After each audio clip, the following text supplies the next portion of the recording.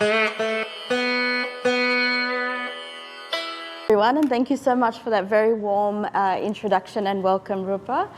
It is such a delight to join you all this evening, and I acknowledge that I've travelled from the lands of the Cabrogal clan of the Darug Nation to join you all on the lands of the Barramatagal people. And part of the reason why I am so pleased and excited to join you all for this evening is I remember just under 2 years ago standing with Professor O'Brien, as well as the Deputy Premier, the Health Minister, and one of Donna and my colleague, Sophie Kotsis, Minister for Industrial Relations, who is a survivor of breast cancer, in front of the breast screen location at Liverpool, to announce that we were funding multicultural cancer screening programs. I think we announced about $500,000, and this CANINFO and care program was one of those programs that was funded. So it feels like this evening is almost a full circle from that moment, because also present that morning were Shanta Vishwanathan, and I believe Viji was also there representing Pink Sari. So of course, Pink Sari has always been a very important part of that program, and an acknowledgement that South Asian communities represent one of the fastest growing communities in Western and Southwestern Sydney. And with that fast-growing community also comes a range of different needs, a range of different challenges and strengths that we need to address in order to ensure that our whole community can thrive and live their best lives.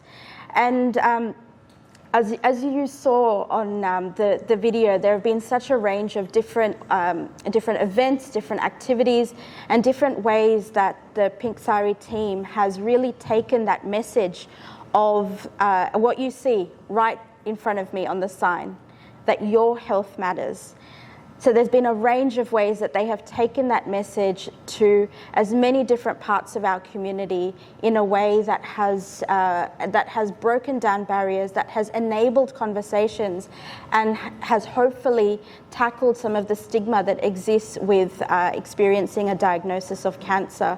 And this is particularly true of rare cancers or cancers that may be uncomfortable to have conversations and discussions about. And I know in particular there has been a focus around increasing awareness and supports around cervical cancer and ovarian cancer in women and bowel cancer in men, because these are diagnoses which often are caught quite late and often lead to more challenging health outcomes.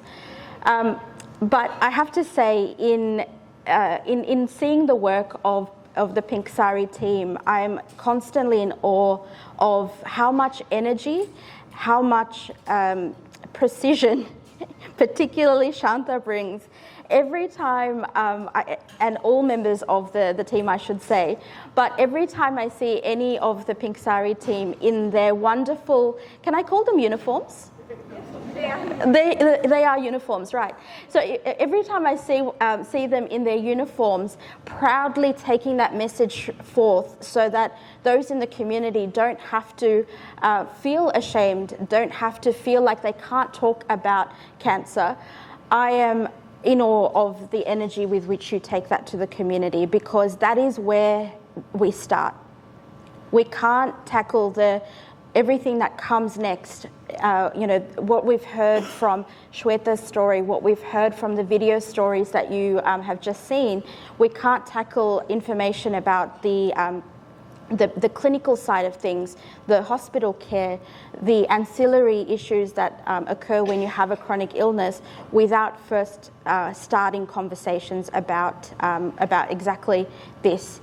And we often hear the phrase, it takes a village to raise a child, right? But I think it takes a village to do a lot more than that. It takes a village to tackle a diagnosis of illness, such as cancer. And for many of us who have had to set up a new life, who have had to rebuild a sense of community with friends, with people that we may have met after we have migrated to Australia, that can be a tricky process sometimes. And so having an organisation like Pink Sari to really help provide some of that framework, and through this program to ensure that the volunteers that do so much good with Pink Sari can have their capacity built up so that they can better support the people that are in need, I think is a fantastic outcome of this program. So I also obviously acknowledge that the value of this program is such that you have representatives from not just different levels of government, and I acknowledge Councillor Samir Pandey from Parramatta Council and Councillor Susai Benjamin from Blacktown Council, but you also have people from across different parts of Sydney as well, because this is the value and the importance of the work that you do.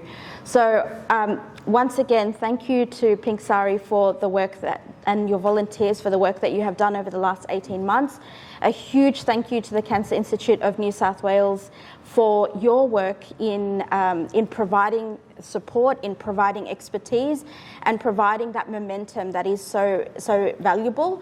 And as Donna mentioned, I know from our perspective, we will be doing everything that we can to ensure that programs like this continue to get support, that the work that this program has commenced is expanded so that the broader health needs of our communities can be met.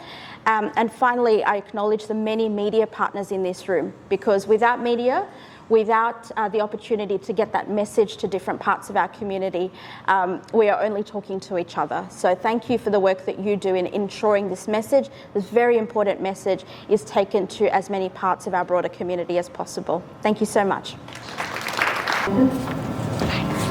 Thank you so much. Thank you. Thank you. Oh, this one?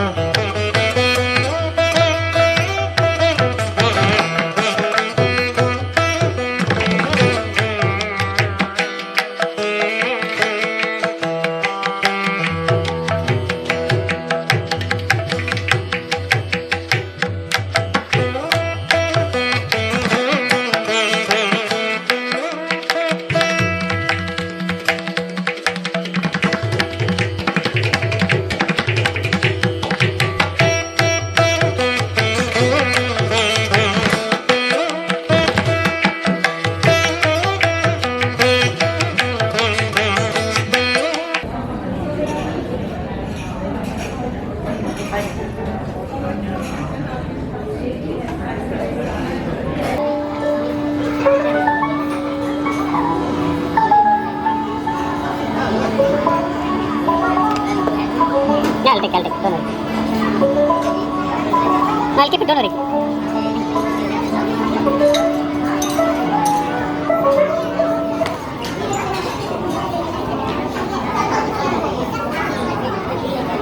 One more time, Pink Sari! Pink Sari. Hands up! Put your hands up and wave! Pink Sari! Pink Sari.